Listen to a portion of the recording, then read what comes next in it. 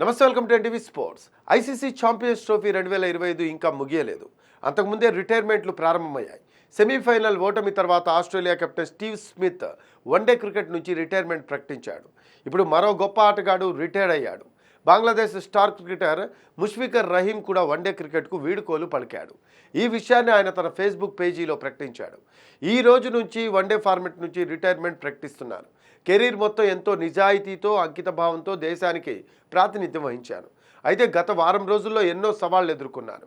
19 ఏళ్లుగా మద్దతిచ్చిన కుటుంబ సభ్యులు, స్నేహితులు, అభిమానులకు ధన్యవాదాలు అని తన మనసులోని మాటను బయటపెట్టాడు.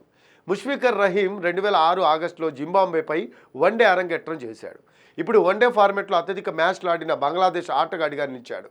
రహీం 244 మ్యాచ్లు ఆడి 36.42 సగటుతో 7,795 పరుగులు చేశాడు. ఇందులో 9 సెంచరీలున్నాయి. ముష్ఫికర్ రహీం కెరీర్లో బెస్ట్ స్కోర్ 144 పరుగులు. వికెట్ కీపర్గా 243 క్యాచ్లు పట్టాడు. స్టంప్స్ వెనుక 56 స్టంపింగ్లు చేశాడు.